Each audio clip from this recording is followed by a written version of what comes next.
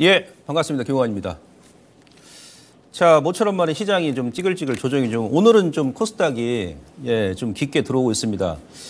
좀 예상했던 그런 패턴이 좀 나오는 듯 싶은데요. 제가 오늘은 이 시간에 좀 무겁고 재미없고 좀 답답한 얘기를 좀 하도록 하겠습니다. 그래서 일단 오늘 뭐 시장 조정도 나오고 하니까 시장도 좀 무겁게 좀 움직이고 해가지고 관련 내용을 제가 준비를 해왔습니다. 오늘 그 강의 주제는 전반적으로 그 황소와 곰의 치열한 한판 승부가 지금 펼쳐지고 있다. 그러니까 목숨을 담보로 한 제가 보건대는 한판 승부가 지금 펼쳐지고 있다. 이렇게 제가 정해봤습니다.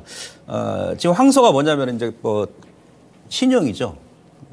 곰은 이제 대주고 뭐 대체장고도 지금 상당히 많이 금액적으로는 아마 수년이 아마 최대치를 좀 기록하고 있을 겁니다. 코스닥 쪽이에요, 코스닥 쪽. 자, 먼저 그 이번 주 국내 그 이슈를 잠깐 체크를 좀 해보도록 하겠습니다. 지난주에도 제가 이제 그런 말 드렸습니다. 거래소는 외국인들이 지금 하력을 집중하고 있고 코스닥은 우리 그 개인 투자자분들께서 지금 하력을 집중하고 있다. 이게 지금 이번 주에도 지금 이번 주 들어서만 월요일부터 오늘 현재 시간까지 코스닥 쪽을 우리 그 개인 분들께서 지금 1조 2천억을 넘게 매수하고 있거든요. 기관하고 외인들 물량을 다 받아내고 있다는 얘기죠. 지난주에도 제가 이런 말씀 드렸습니다만 드리면서 과연 여러분들은 어느 쪽을 선택할 것이냐, 외국인들을 따라갈 것이냐, 아니면 다수의 개인들도 따라갈 것이냐 이런 말씀 드렸었는데.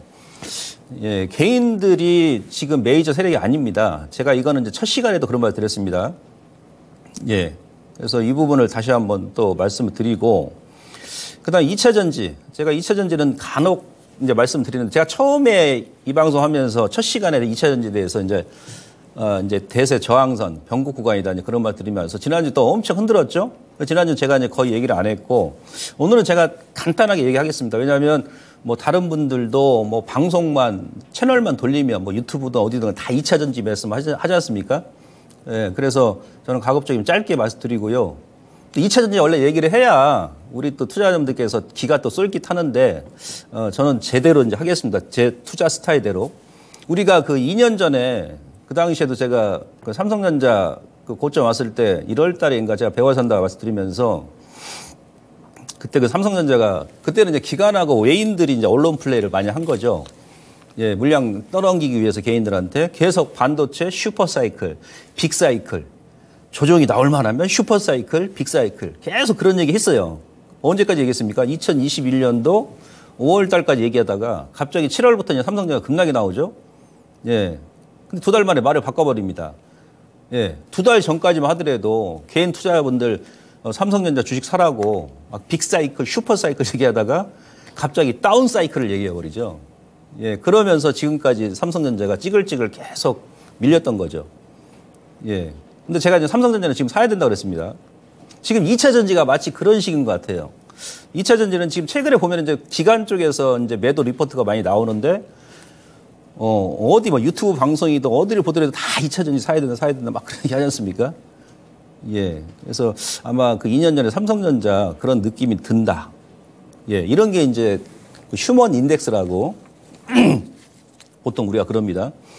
자, 그 2차 전지가 그 차익 매물이 상당히 빠릅니다.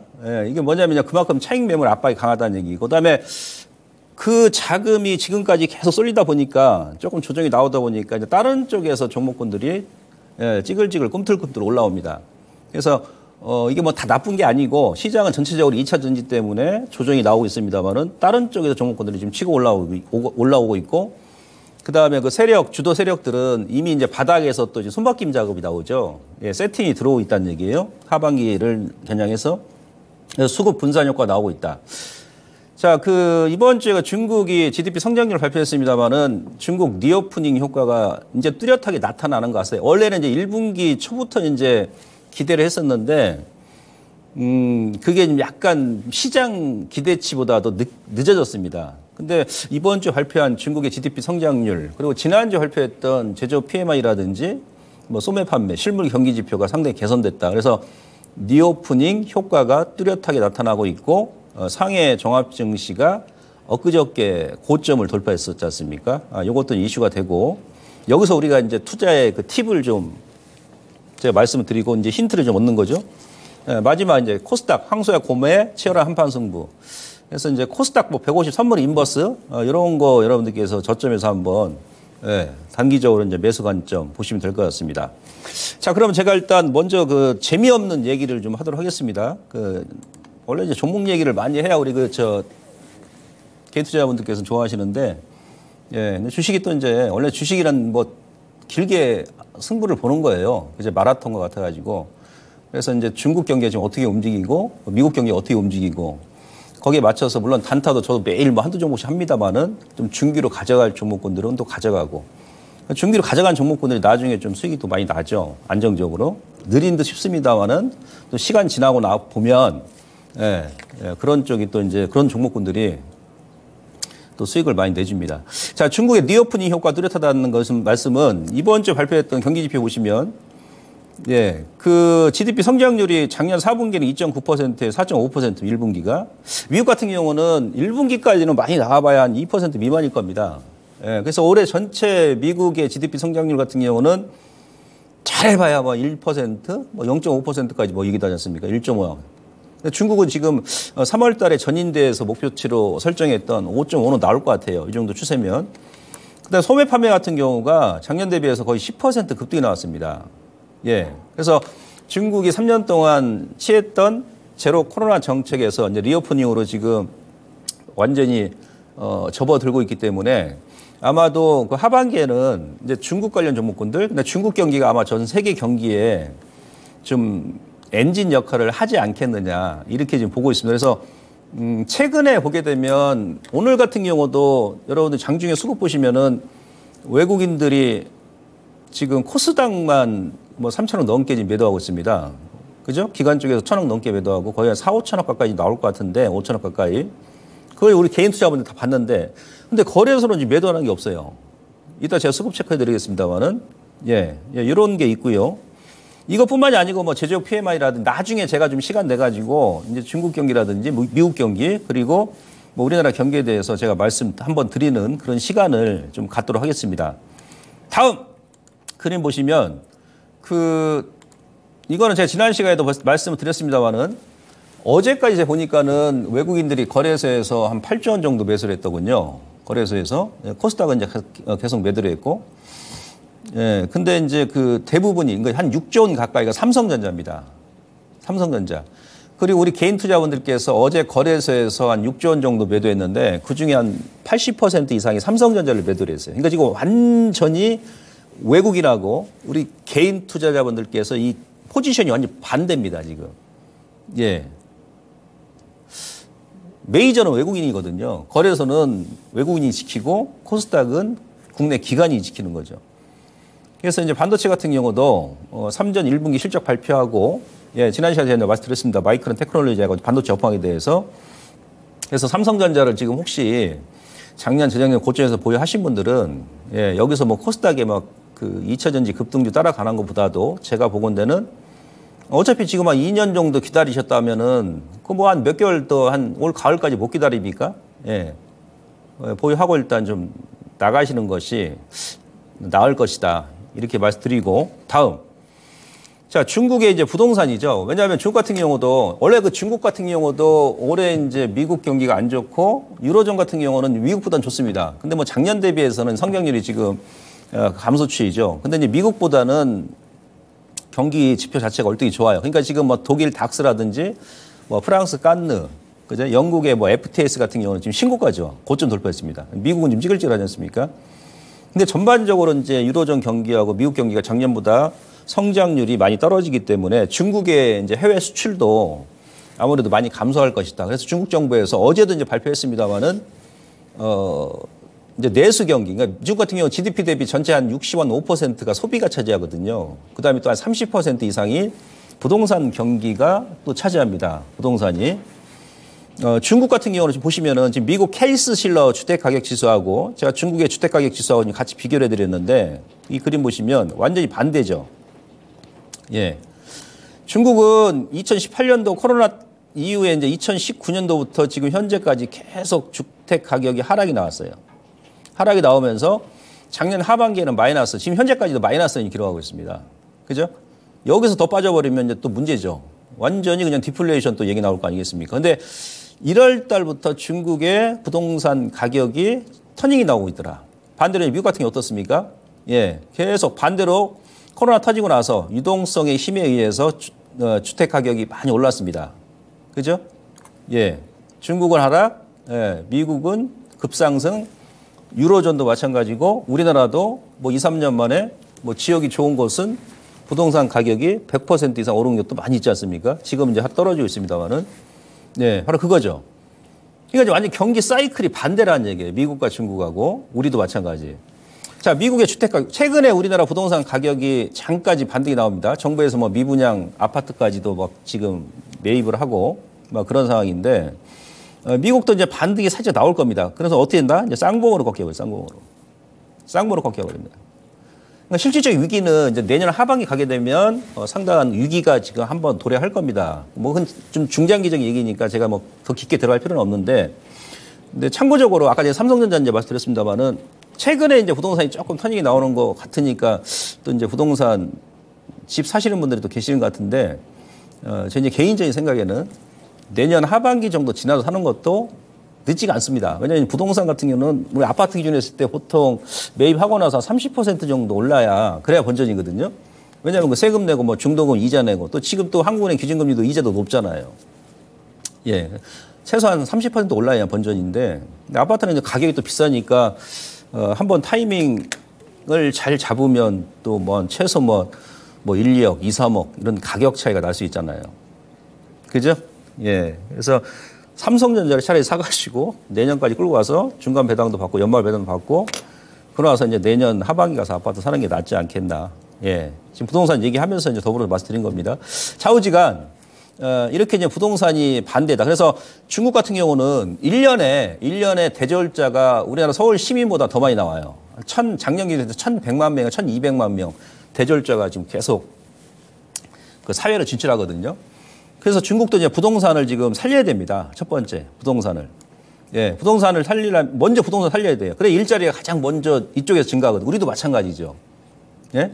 예. 현 정부 같은 경우도, 그전 정부 때 이제 부동산 때문에 사실 선거 때 이제 큰 영향을 미쳤습니다. 근데 지금 새로운 정부, 윤석열 정부가 들어오면서부터도 부동산 지금 부양 정책을 계속 펼치잖아요. 지금 꺾여버리면 안 되거든, 이게. 예, 그런 상황이거든요. 그래서 어제 중국 같은 경우도 2,300조 드디어 이제 인프라 투자를 본격화한다라는 얘기 나오는데 부동산 관련 종목군들, 부동산 투자를 많이 할 겁니다. 건자재, 건설 기계, 장비, 그죠? 관련 종목군들. 그럼 우리나라 관련 종목군들도 영향을 받겠죠. 그죠? 올 가을, 뭐 하반기, 내년까지. 반도체도 마찬가지고, 뭐 가전 같은 경우 마찬가지예요.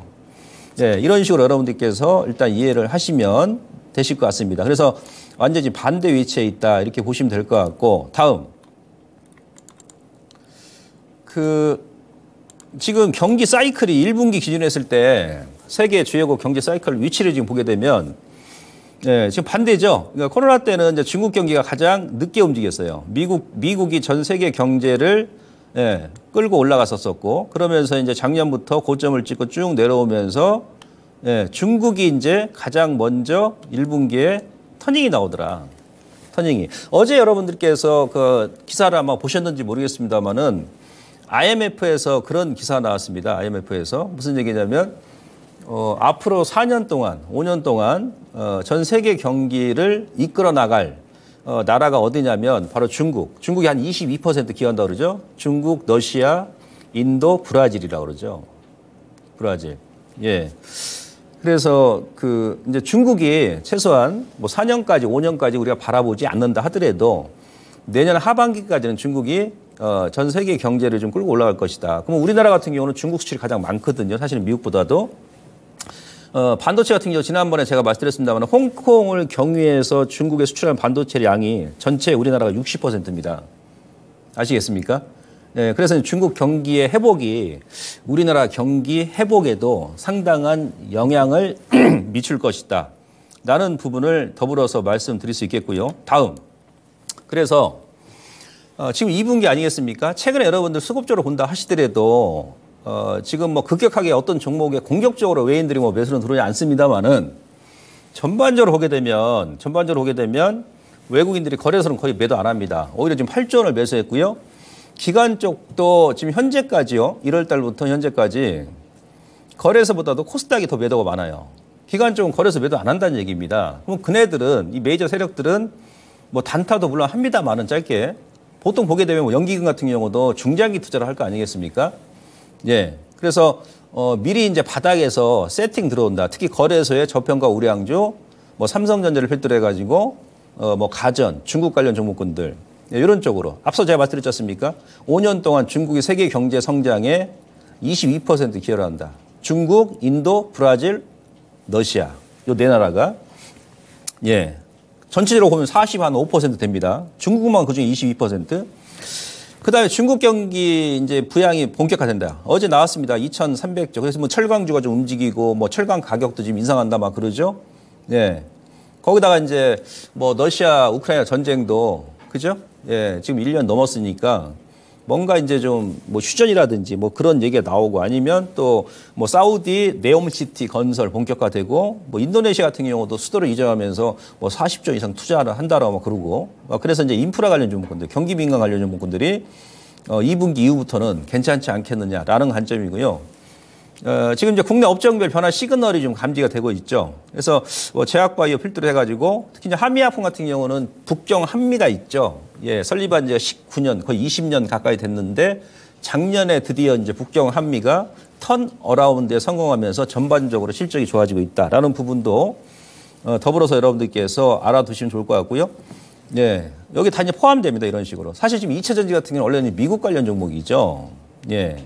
그래서 최근에 이제 주가가 좀 지난주까지 좀 반등이 급등 나왔다가 차익이 나오는 것도 뭐 우연의 일치는 아닐 것이다라는 부분을 말씀드리면서 여전히 저는 이제 코스닥보다도 거래소 저평가 종목 예? 그런 종목군들 위주로 여러분들께서 약간 느린 듯 싶습니다만은 예. 최근에 2차 전지 여러분들 그 말은 쉽죠. 요거 올라갔다, 저거 올라갔다, 요거 올라갔다, 저거 어떻게 다 잡습니까? 그거 못 잡습니다. 저도 못 잡아요, 그거. 예? 예. 그 에코프로하고 이제 뭐 에코프로 위에 올라갈 때 포스코 피처미라든지 포스코 관련 기업도 찌글찌글하다가 갑자기 또 에코프로하고 이제 뭐 코스모학이라든지 얘네들 조정 나오니까 또 포스코 그룹도 또 올라가는데 어떻게 다 잡냐고. 예.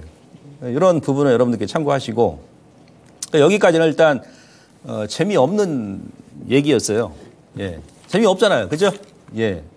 이번에 좀 무거운 얘기를 좀 하도록 하겠습니다. 지금 보시면, 이제 아까 제가 좀 전에 이제 그런 말 드렸습니다.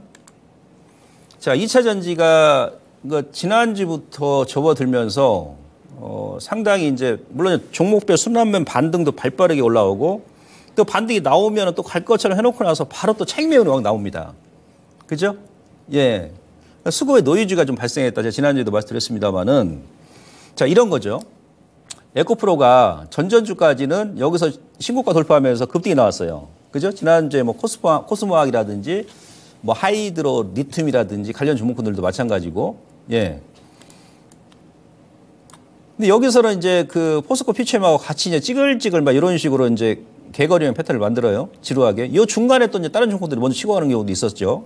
이렇게 움직이다가 여기서 지난 전전주에 이렇게 얘네들이 먼저 급등이 나오니까 예, 얘들 어떻게 됩니까 또?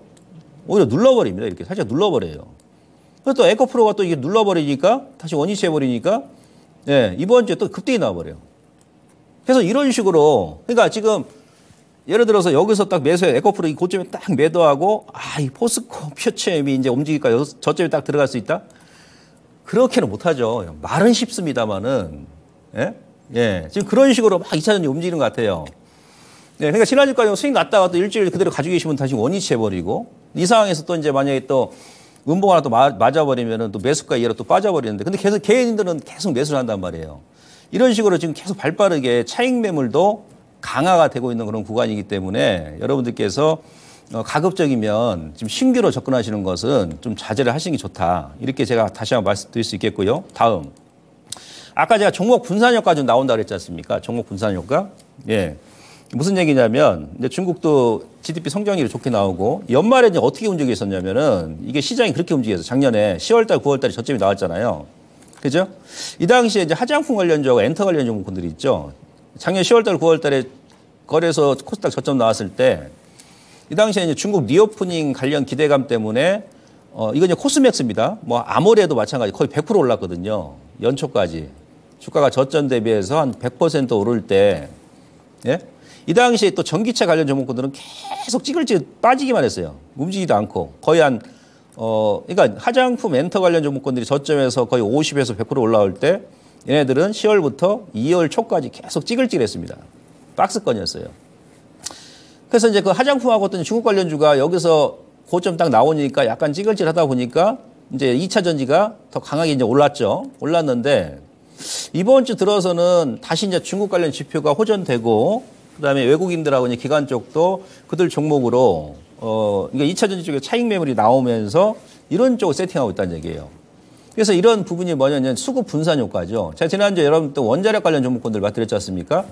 네, 이태리 장인 패턴 말씀드리면서 두산 에너빌리티 말씀드렸는데 그거 말씀드리면서 바닥권에 있는 개별 원자력 관련 종목군들도 같이 보셔라 했는데 이번 주에 뭐 우리기술 뭐 급등 나오고 보성파워텍 급등 나오고 뭐 한전기술 같은 경우도 뭐 급등 나섰죠.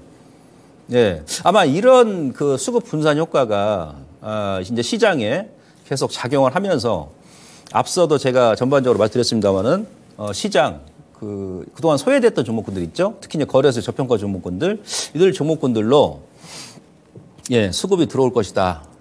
라는 그런 판단입니다. 그 형만한 아우는 없습니다. 그죠? 예, 그래서 코스닥 대형주가 그동안 1분기를 끌고 올라갔다 그러면 뭐 2분기부터 이제 하반기까지는 뭐 거래소의 중대형주가 또 시장을 주도할 수 있기 때문에 이 부분을 다시 한번 제가 시청자분들께 예, 말씀을 드리면서 예, 다음 그림 보도록 하겠습니다.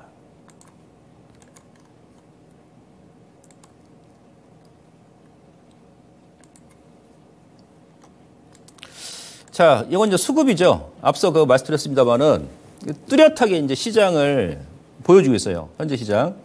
이게 어제까지의 수급인데 제가 첫 번째 날도 그 2주 전에도 이제 수급을 한번 보여드렸습니다. 거래소 같은 경우는 예, 기간에 외국인들이 7조 작년에 1년 동안 때린 물량이 7조 1천억이죠. 예. 근데 지금 어제까지 8조 원을 매수했어요. 이 중에 제가 금액을 보니까 6조 원이 삼성전자입니다. 외인들이 뭐 삼성전자 케이스 사지 않겠죠. 가격적인 메리트가 지금 충분히 나왔다는 얘기예요. 제가 지난주에 그 반도체 업황에 대해서 말씀드렸지 않습니까? 예. 코스닥 지금 5,300원 매도했고, 기관 쪽도 보세요. 예, 어제까지 거래소는 예, 2조 한 5천억 정도 매도했는데 코스닥은 이제 3조 4천억이에요. 오늘까지 하면 지금 3조 한 5, 6천억 될 것 같습니다. 코스닥은 더 많이 내렸다는 얘기예요. 네. 근데 개인 투자분들께서는 어제까지 거래소 6조 5천억, 이 중에 5조 원 이상의 삼성전자입니다, 또. 네. 그러니까 개인들이 던지는 삼성전자를 외인들이 그대로 다 꿀떡꿀떡 다 지금 흡수를 하고 소화를 하고 있어요. 다 받아주고 있다는 얘기죠. 그죠? 예.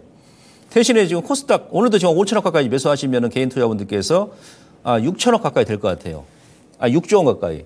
그러니까 거래소, 제가 그래, 2주 전에 그 당시에 그 수급 보여드리면서 이 정도 추세다 그러면은 이번 달 말까지 가게 되면 잘하면 코스닥 매수가 거래소 매도보다 더 커질 수가 있습니다라고 말씀했는데 제가 예상했던 그런 수급 효과까지 나오지 않습니까? 예.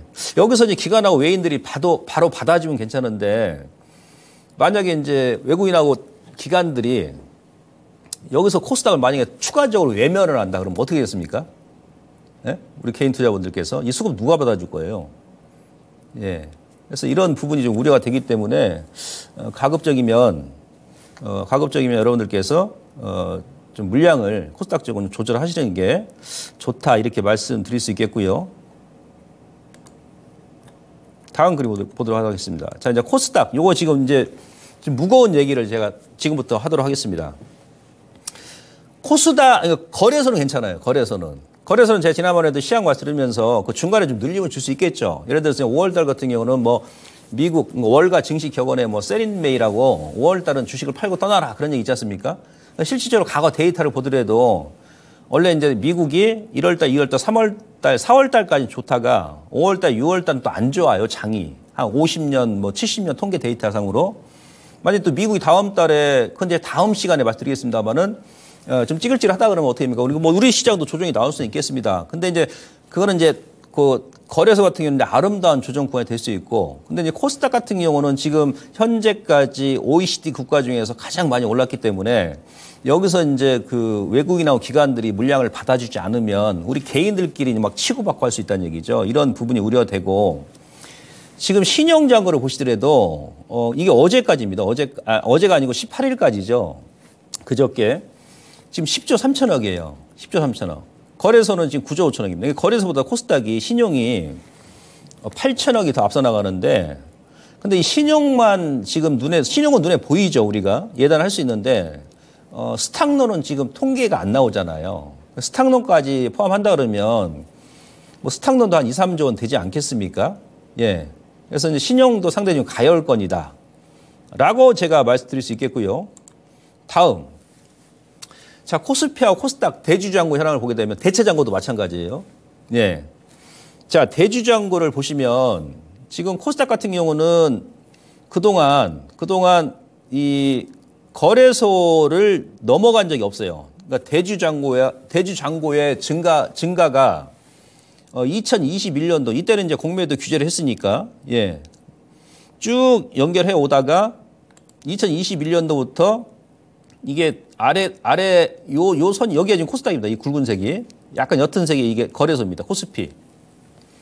근데 어떻습니까? 예, 일부 1월 달 들어오면서 이제 계속 코스닥이 가열을 1월 달 아니고 3월 들어서부터 계속 가열을 만들죠. 그죠? 그러면서 거래소의 대주잔고를 예, 코스닥이 현재 뛰어넘어간 상태예요. 이게 아마 수년이래 이런 경우가 처음이거든요. 그러니까 아까 신용도 그러고 그다음에 대주잔고도 마찬가지다. 그래서 제가 지금 말씀드리는 것이 이 신용은 지금 그 황소죠. 대주잔고는 이게 곰이고, 그죠? 소위 얘기하면 공매도의 실탄이 될 수 있는 거 아닙니까? 대체잔고하고 대주잔고가, 그죠? 예. 그래서 이제 메이저들은 지금 실타를 딱 많이 지금 이게 준비를 해놓고 있더라라고 말씀드릴 수 있겠고요. 그 다음에 그림 보시면 자,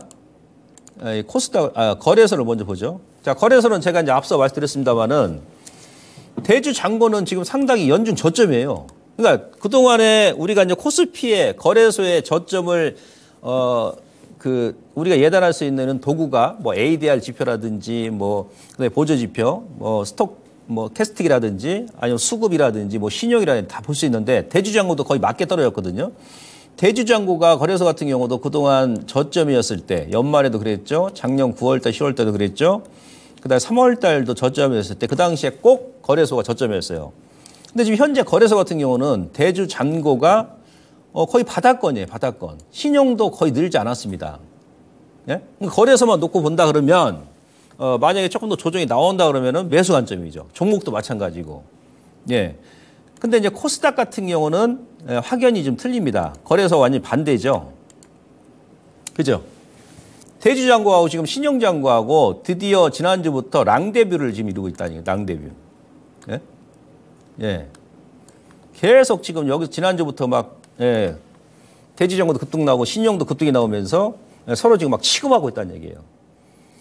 그래서 제가 드린 말씀이 지금 공과 항소가 치열한 한판 승부를 벌이고 있다는 얘기예요. 이 결과가 지금 뭐 곰이 이길지 황소가 이길지 뭐 이번 주까지는 뭐 두고 봐야 되고요. 뭐 다음 주 좀 지나봐야 되는데 근데 제가 이제 경험적으로 봐서는 보면 곰이 항상 또 이기거든요. 예. 그래서 제가 여기서 드리고 싶은 말씀은 좀 무거운 얘기죠. 예. 지금부터 여러분들께서 그 급등주 있잖아요. 급등주. 그러니까 1분기에 많이 올라왔던 종목군들, 그들 기업들은 그 이격이 많이 벌어져 있습니다.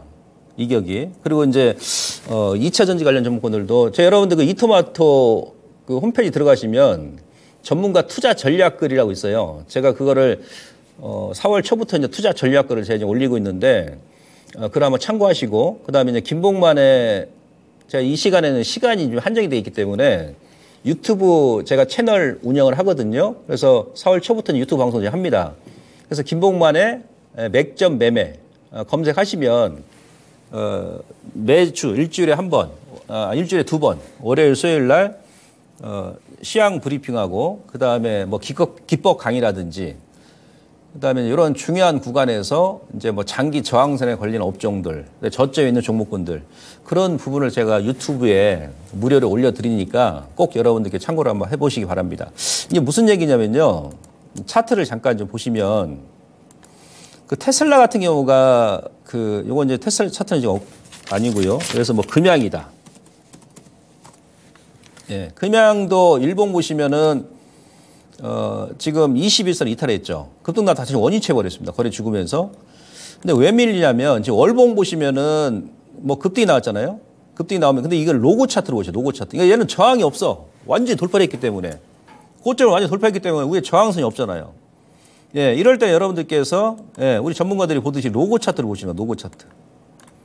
예, 로고 차트 이렇게 보시면 언제 1988년 1990년 잡죠. 예. 요 고점과 요 고점. 요것도 정확히 보면 이태리 장인 패턴입니다. 예? 예, 거의 뭐 한치의 오차가 없습니다. 이 고점과 고점. 그러니까 이게 몇 년 저항선, 여기가 2000년 저항선이죠. 2000년 고점이죠. 거기서 쌍봉 찍고 얻어맞고, 그 다음에 이 저점과 저점을 이렇게 쭉 연결해 보시면 얘가 캔이 밀리는 게 아니죠. 이 트렌드 돌파하고 나서, 예, 그러니까 여기가 실질적으로는, 잠시만요. 여기가 이 라인이 20년, 이거 23년이네요. 1990년도까지, 90년도부터 보면 33년 저항이거든요. 이게 1, 2년도 아니고, 예, 5, 6년도 아니고 33년 저항이다 그러면 여기서는 어지간하면 기술적인 한계에 이제 도래를 합니다. 그러니까 장기 저항 라인에 지금 딱 접어들고 이번 달에 거기서 찍고 지금 일봉으로는 이렇게 지금 밀리는 거죠. 예, 물론 돌파를 할 수도 있겠죠. 근데 제가 그 재작년에 테슬라 같은 경우도 로고 장기 추세선, 핵심 로고 추세선을 한번 때 오리를 드리면서 이제 배워선대에서도 이제 강의했습니다만은 테슬라가 이제 재작년 12월, 작년 1월 달에 고점이 나왔잖아요. 그 당시에 막, 예? 뭐 2,000슬라, 3,000슬라 막 얘기하면서. 근데 거기가 13년 장기 저항이었거든요. 거기서 딱 이런 자리였어요, 테슬라가. 예? 작년 1월 달 고점이. 그러면서 올 2월 달까지 1년 동안을 계속 민 겁니다. 근데 제가 보니까 2차 전지가 다 이러한 위치에 있더라라는 거예요. 대부분의 종목군들이. 예. 그래서 이제 이런 부분을 제가 이제 말씀드린 거니까 여러분들께 참고하시고, 그리고 이제 그 대주장고, 신용 정관이 많이 늘었으니까 특히 코스닥 같은 경우는 거래소 괜찮은데, 예, 스탁론이라든지, 신용 사용을 가급적이면 당분간은 좀 주의를 하셔라. 이렇게 다시 한번 제가 말씀드리고요. 그 다음에 보시면 이제 거래 회전율이 지금 어저께 그저께 이번 달에 들어서 그러니까 이번 주 들어서는 좀 급감을 합니다. 그러니까 월요일과 화요일까지 조금 올랐다가 거래 회전율이 어제부터는 좀 많이 지금 급감하고 있는 그런 추세거든요. 예, 거래 회전율이 줄고 있다는 얘기는 예, 이후에 종목별로도 거래가 안 나오면서 특히 이제 고점에 있는 종목군들은 찌글찌글 이제 흘러내릴 가능성이 상당히 높다는 얘기입니다. 예. 근데 이 거래 회전율 보시면요. 얘도 마찬가지예요. 2010년도 여기 고점, 추세 저항 고점이죠. 그 다음 2018년도에도 여기서 고점 찍고 코로나 때 잠깐 여기 돌파했다가 다시 원위치 했죠. 그죠? 요 구간에서는 항상 주가가 찌글찌글했습니다. 조정이 나왔었고. 그러면서 이 파란색 선, 윗선에 지금 요 신용잔고입니다. 이 대주잔고 아니고. 신용 같은 경우도 지금 전체적으로 이건 통합신용이에요. 거래소 코스닥. 예. 딱 지금 저항 맥점에 지금 들어와 있죠. 그러니까 거래 회전율도 저항 맥점에 들어와 있고, 그다음에 거래소 코스닥 신용 통합 신용 잔고도 지금 저항 맥점에 왔다는 얘기죠. 그래서 제가 원래 지난주가 제가 그 맥점 주간이다. 4월 달은 이제 그런 말씀을 제가 드렸던 것이 저는 이제 뭐 데이터를 보고 우리 시청자님들께 이렇게 보고를 드리는 거예요. 예, 데이터 있는 그대로. 예, 그래서 제가 이제 말씀드린 겁니다. 예, 그런 부분을 좀 이해를 해 주시고요. 다음 그림 보도록 하겠습니다.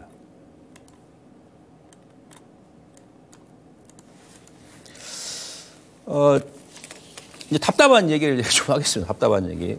좀 답답하죠. 종목을 제가 이제 뭐 한두 종목 이렇게 말씀을 드린다고 지난주부터 이제 말씀드렸습니다. 지난주에 그 두산 에너빌리티 말씀을 드렸는데 제가 종목을 이제 몇 개 좀 체크를 좀 해드리도록 하겠습니다. 지금 현대로템인데, 현대로템 이거 지금 사실한 얘기 아닙니다. 오늘 제가 사실 원래 어제 이제 미리 이제 제가 오늘 이제 방송하니까 또 아침에 또 이동하는 시간이 있고 이토마토 이제 저희 사무실에서 이동하는 시간도 있고 하니까 미리 준비를 해가지고 아침에 제가 PD님한테 자료를 먼저 보내드리거든요. 예. 그래서 제가 이제 어제 준비했던 종목은 사실 현대로템입니다. 근데 아침에 지금 현대로템이 막 1분기 실적 발표가 급등 나오고 그다음에 또 어제 뭐 러시아 관련해가지고 예, 그 대통령께서 또 이제 좀 안 좋은 얘기 하다 보니까 또 전쟁 관련주가 아침에 또 더불어 급등이 나왔는데, 이 현대로템도 요거 제가 먼저 좀 기업을 먼저 말씀드리도록 하겠습니다. 요거 좀 사실한 얘기 아닙니다. 이따 제가 기술적으로 좀 체크를 해드리도록 하겠습니다. 현대로템의 이제 비즈니스 모델을 보게 되면, 내일 솔루션이 한 50%, 예, 전동차 부분이죠, 철도. 그다음에 디펜스 솔루션이 지금 35%, 방산 쪽이죠. 에코플랜트가 한 15% 정도 차지를 합니다. 수소죠, 수소. 예. 오늘 이제 실적이 상당히 좋게 나왔다라고 지금 얘기 나왔습니다. 작년에 그 폴란드 K2 그 전차를 일단 수출하고 나서 4조 5천억이 작년 사실 4분기부터, 그러니까 올 1분기부터 이제 본격적으로 매출이, 인식이 되는 해거든요. 그래서 올해부터 아마 이 현대로템이, 실적 보게 되면 이제 턴 어라운드 원년의 해가 될 것이다. 이게 이제 내년, 내후년까지 계속 증가를 합니다. 영업이익이. 예. 그리고 이제 2차 물량은 또 2025년도부터 또 이제 들어가죠. 그게 있고, 그 다음 웨어러블. 원래는 이제 로봇 관련주, 물론 삼성도 있고 뭐 LG도 있습니다만은, 실질적으로는 이제 삼성하고, 그 다음에 뭐 AI 쪽은 이제 삼성 뭐 SDS가 될 것이고, 그 다음에 현대차가 이제 로봇은 사실 또 많이 앞서죠. 예? 3년 전인가 4년 전에 정의선 회장이 미국의 보스턴 다이내믹스 로봇 관련 기업도 1조 원 주고 인수를 했고요. 근데 현대중업 같은 경우도 노동자분들께서 이제 무거운 장비라든지 뭐 재료를 이제 많이 들고 다니기 때문에 뭐 자동차 회사에 근무하신 분들도 이 웨어러블 로봇을 실질적으로 그전부터 계속 상용화 해왔어요. 예. 그래서 이제 아이언맨 슈트라 그래가지고 우리가 이제 군이다 그러면은 군 장비가 보통 우리가 행군하게 되면 한 50kg 되잖아요. 무게가. 완전 군장을 하게 되면. 예. 그 웨어러블 로봇을 착용하게 되면은 무게를 많이 줄여준다 그러죠. 노동자분들도 마찬가지고. 현대로템도 이제 군사 로봇 쪽에서 이제 국내 대장이죠.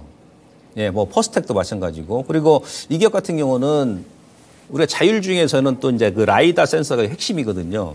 뭐 자율주행, 뭐 장갑차도 뭐 지금 개발 중이고 여러 가지 이제 로봇 쪽에서는 저도 현대로템, 현대차 관련 기업들, 뭐 현대유야, 뭐 삼성 못지않게 더 좋게 보고 있습니다. 이런 로봇 산업의 또 성장성도 있고, 그 다음에 제가 다음 시간에는 아마 수소 경제에 대한, 그러니까 수소 관련 종목군들, 그 다음에 관련 자료를 제가 분석해가지고 아마 가져올 텐데요.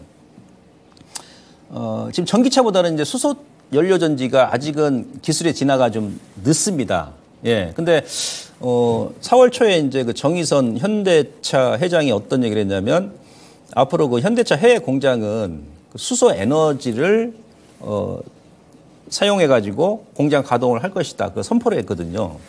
그래서 수소 쪽은 사실은 현대차가 글로벌 1위입니다. 예. 거의 15년, 20년 전부터 정몽구 회장 계셨을 때부터 뭐 수소차 계속 운행 테스트를 해왔었고요. 근데 국내에서요, 뭐 수소도 부생수소, 뭐 암모니아 그린수소, 뭐 여러 가지 있어요. 근데 이 현대로템 같은 경우는 이 수소를 추출을 해서 그 다음에 저장을 생산해가지고 수소 탱크에 보관해서 저장을 해가지고 보급까지 하고 그 다음에 올해인가 뭐 내년부터는 이제 수소 에너지를 이용한 울산에 아마 수소 철도를 지금 운영한다고 그러죠. 운영까지 할 수 있는 이 수소 클러스터를 완벽하게 구축한 기업이 바로 현대로템이에요. 물론 제가 지난주에 말씀드렸던 두산 에너빌리티도 예, 뭐 수소 터빈 가스 관련해서 세계에서 5번째로 개발하는 기업이고요. 그래서 이 수소 관련 성장성이 상당히 앞으로는 좀 부각될 가능성이 높다. 예, 그리고 이제 실적 자체는 제가 그랬지 않습니까? 물은 위에서 아래로 흐르고 돈은 아래에서 위로 흐릅니다. 그죠? 실적 보시면 올해부터 이제 원래 처음에 상장하고 이 기업이 매출액이 영업이익 한 2천억 정도 기록했다. 그동안 플랜트 쪽에서 계속 안 좋게 나오고 이제 철도 사업 부분에서 마진이 작죠. 예? 그러다 보니까 계속 적자를 기록했는데 지금 이제 올해부터 이제 영업이익이 2천억대 이상을 기록할 것으로 예상하고 있고요. 내년에 뭐 3천억, 그다음 그 이상 아마 저는 기록할 거라고 봅니다. 왜냐하면 방산 수출이 계속 늘어날 거예요. 연계 기준했을 때. 예. 그래서 지금 돈은 아래에서 위쪽으로 그렇게 흐르지 않습니까? 제가 이제 왜 또 이 말씀 드리냐면 지금 여러분들 하나 에어로스페이스 같은 경우는 지금 계속 신고가죠. 그죠? 옛날에 미국 같은 경우도 그 로키드 마틴이죠. 예? 보잉하고. 근데 로키드 마틴 같은 경우가 제 기억에 한 8년 동안을 계속 올라갔어요. 한 6, 7, 8년 동안을. 지금도 이제 좀 조정이 좀 나오고 있습니다만은 예, 그런 식으로 계속 올라갔습니다. 앞으로 대한민국을 먹여 살릴 그 핵심 산업이 뭐냐면 반도체, 그것도 이제 비메모리 쪽이겠죠. 예, 그리고 이제 2차 전지, 그다음에 제약바이오, 그다음에 저는 이제 무기 산업이라고 보거든요. 무기 산업. 예. 그러니까 작년까지죠. 그러니까 2018년도, 이건 이제 무기 관련 데이터는 그렇게 많이 안 나옵니다. 세계적으로 봤을 때, 현재 이 그림 보시면요. 2018년도부터 작년까지 그 주요 국가별 무기 수출 시장 점유율 현황을 보시면요. 당연히 이제 미국이 압도적이죠. 미국에서 40% 차지합니다. 그 다음에 러시아입니다. 러시아가 한 16%. 예. 그리고 이제 뭐 프랑스, 그 다음에 중국 5.2%, 프랑스가 한 10%. 그러니까 10% 이상 차지하는 나라는 세 나라예요. 프랑스, 러시아, 미국. 우리나라가 작년까지, 원래 그러니까 작년에 우리나라가 뭐 천국 미사일부터 해가지고 현대로템, KT 수출 같은 경우도 많이 했잖아요. 원래 그 그러니까 재작년까지는 우리나라 순위로는 7위입니다. 글로벌 7위예요. 무기 수출 국가 7위. 근데 시장 점유율은 작년 기준에 했을 때 2.4%밖에 안 돼요. 예, 재작년에서는 그때 1%밖에 안 됐어요. 1%밖에. 그러니까 이 프로테지로 보게 되면 재작년 기준에 했을 때 작년에 거의 2배 이상 증가한 겁니다. 예. 순위는 높죠. 세계에서 7위니까 무기 수출 국가. 근데 2.4%면 지금 완전히 바닥이죠. 예, 이제 시작도 안 했다는 얘기예요. 그래서 우리나라 같은 경우도 앞으로는 이 무기 수출이 뭐 다른 선진국 대비해서 뭐 시장이 그만큼 파이가 크니까 계속 늘어날 거라는 얘기입니다. 예. 그래서 이제 원래 이제 물론 이제 항공우주, 그다음에 하나 에어로스페이스, LIG, 렉스원, 현대로템. 이들 그 무기 관련 기업들은 여러분들께서 좀 중장기적인 시각에서 좀 바라볼 필요가 있다. 이렇게 제가 더불어서 말씀드리고요. 자, 잠깐 차트 보시죠. 자, 이것도 이태리 장인 패턴인데, 요건 이제 일간 차트죠, 일간 차트. 원래 이제 길게 볼 때는 이제 월봉을 보는 거예요, 월봉. 월봉으로 이태리 장인 패턴이라는 얘기죠. 예. 아주 따박따박 이 트렌드를 유지하면, 그러니까 2020년도부터 유지하는, 예? 이 지지선에 여기서 딱 맥점 터닝, 이번에 딱 지지 터닝이죠. 그죠? 예, 그러면서 이제 요 트렌드를 이렇게 이어오는 겁니다. 뭐 항공우주도 마찬가지고, 예. 그러면서, 예, 요 고점과 고점을 여기서 이제 일단 돌파를 한 상태예요. 여기서 N자로 갈 것이냐. 이 트렌드였죠. 거래가 안 나오죠. 거래가. 근데 이번 달에 거래가 안 나오는 게 좋아요. 만약 월봉에서 이런 식으로 거래가 나온다 그러면 그 다음 달에 거래가 안 나오면 주가가 찌글찌글하게 움직이거든요. 예, 아직까지 큰 거래는 아니에요. 전고점 돌파 지금 시도를 하고 있는데, 예, 이거 뭐 중장기적으로 또 돌파한다고 봅니다. 그래서 단기적으로는 이렇게 급등했을 때 여러분 들어가는 거 아니에요. 제가 지난 시간에도 이제 한미약품 같은 경우 30만 원 정도 눌림 준다고 했지 않습니까? 그때 이제 들어가시는 거고, 이 종목도 마찬가지입니다. 다 돌파하고 나서, 이게 돌파하고 나면, 예, 이런 식으로 이제 거래가 감소하면서 분명히 눌림을 줄 것이다. 최소한 21선 라인 정도. 그리고 이런 기업 같은 경우 거래소 종목이다 보니까 코스피 또 200 종목이지 않습니까? 계속 막 치고 갈 수는 없어요. 눌림을 줬을 때 직전 고점, 얘가 이태리 장인 패턴을 계속 살려나간다 그러면은 3만 원을 크게 벗어나지 않을 것이라는 얘기죠. 3만 원. 예. 그럼 거기서 여러분들께서 거래량 추이를 보면서 적어도 한 2, 3일, 예? 뭐 3, 4일 좀 중기로 보시는 분들은 좀 더 시간을 가지시고 분할 매수 관점에서 접근하시면 될 것 같고요. 그다음에 그 제가 두산 에너빌리티 같은 경우도 지난주에 말씀드리고 나서 뭐 그 다음 날인가 한 7, 8% 올라왔어요. 예. 근데 거래 좀 죽으면서 이런 식으로 눌림을 주지 않습니까? 그죠? 이런 식으로. 눌림 줬을 때 여러분들께서 분할로 접근하시는 거예요. 예. 얘도 지금 수급 보시면 기관 외국인들 뭐 계속 지금 매수 들어오지 않습니까? 예. 그 아까 현대로템도 마찬가지예요. 오늘도 지금 장중에 보니까 100만 주 들어오네요. 외국인이. 예. 그리고 여러분들 그 삼성 엔지니어링 같은 경우 제가 이거는 공개 방송에서 제가 이제 말씀드렸던 종목이 추천했던 종목이니까 말 나온 게 한번 제가 수급 제가 말씀드리기 위해서 말씀드리는 겁니다. 자, 삼성 엔지니어링 같은 경우도 요것도 제가 얘기하고 나서 한 30% 넘게 여기서 제가 이제 공개적으로 한번 추천한 적이 있었는데 예? 수급이 좋다고 그랬죠. 수급이. 이때부터 여러분들 수급 보시면 아까 제가 전반적으로 지금 거래소는 외인들이 계속 매수한다고 그랬지 않습니까? 예. 삼성 엔지니어링 같은 경우도 수급 보시면 지금도 들어오네. 그죠? 외인들이 쌍끌이 매수를 하죠. 예? 쌍끌이 매수. 이런 게 같은 경우도 만약에 늘림 준다 그러면 밑에서 그때 들어가신 분들은 뭐 그대로 가져가시는데 61선 정도 언저리? 예. 그때 주면 여러분 또 매수 땡큐죠. 예. 이런 기업들이 좀 느린 듯 싶습니다만은 예. 조금 안전하게 예? 예. 3분기, 4분기 하반기를 두고 좀 길게 보시면 예, 지금은 조금 답답한 듯 싶습니다만은 예, 좀 괜찮을 겁니다 아마 예, 승인 측면에서 예, 그래서 이제 그런 관점 말씀드리면서 오늘 방송 여기서 마무리하고요. 다음 시간에 제가 앞서 말씀드렸듯이 예, 수소 관련 산업에 대해서 제가 자료를 준비해 가지고 좀 더 자세하게 말씀을 드리도록 하겠습니다. 고맙습니다.